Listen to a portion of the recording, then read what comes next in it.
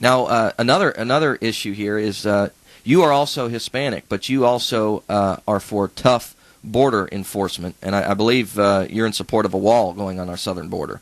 Does that fact, just out of curiosity, does that fact that you hold that view while being Hispanic prevent you from being called a racist?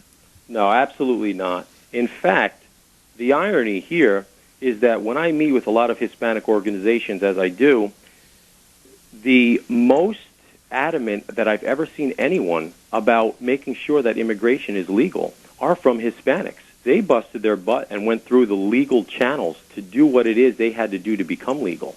And in so doing, they feel that if someone comes in and is shortcutted away or is enabled to benefit because of something they've done illegally, they get up in arms about that.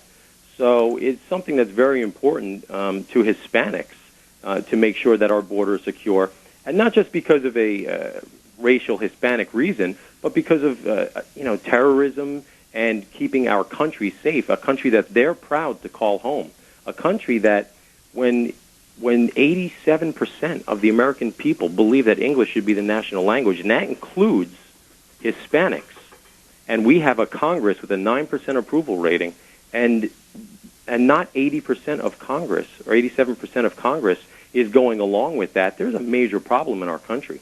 And with regard to a wall, first of all, and Republicans don't like when I say this, but being the kind of person that I am, and we spoke a little the other day, you'll understand, I disagree with President Bush with $135 billion in an economic stimulus package that didn't really stimulate our economy. What we should have done is created jobs, and a great way to create jobs would have been to perhaps build a wall, which would have created an economy and consumer confidence in our country that would have filtered up to the level where the economic stimulus package immediately went. Plus, we should be investing in our infrastructure. We should be investing in alternate energy, creating jobs that way.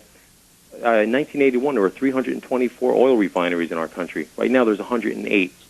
There's a lot of things that we could have been building and truly creating an economy.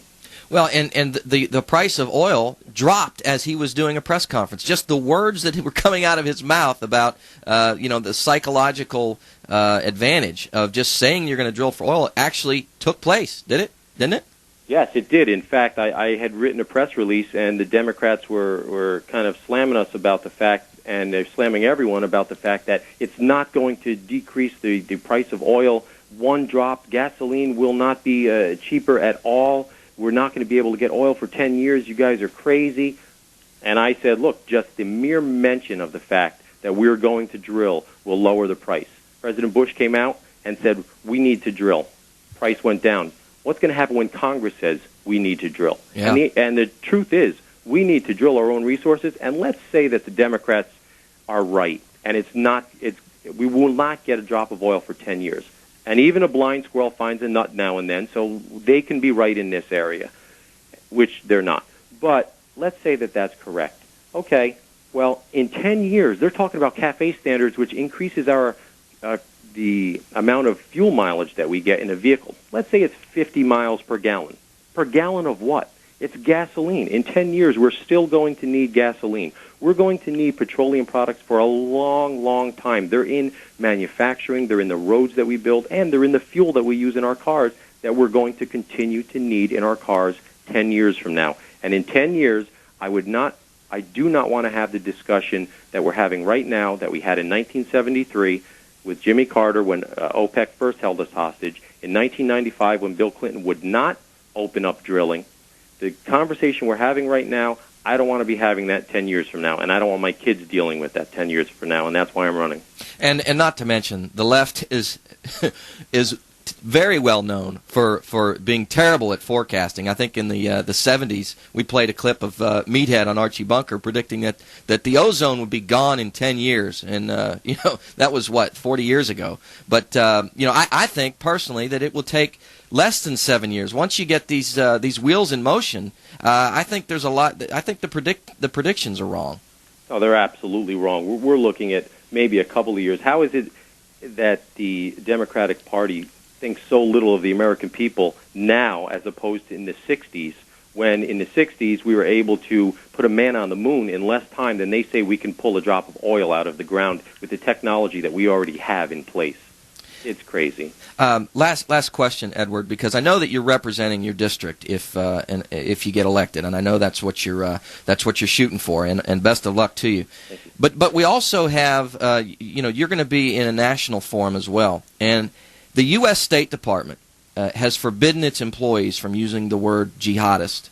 And just this week, it was reported that our State Department is promoting mosques in America by making available 2009 wall calendars that feature Islamic mosques.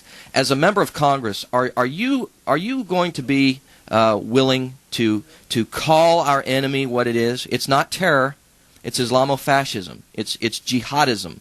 Are you prepared to go to Congress with that mindset? Well, I wouldn't vote for, and neither should any American citizen vote for anyone that's not going to go to Congress and call the truth what it is. And if a terrorist is an Islamic radical jihadist, that's what they are.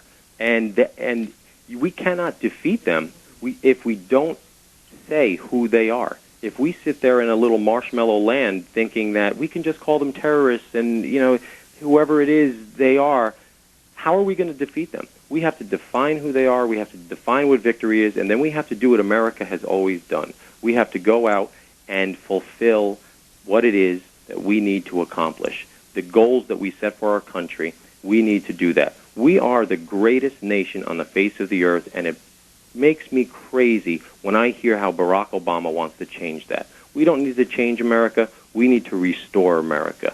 And we need to restore all of the greatness, all of the power, all of the might that has always been and always will be the United States of America, not the red and blue states of America. I appreciate you coming on. Edward Lynch, 08.com.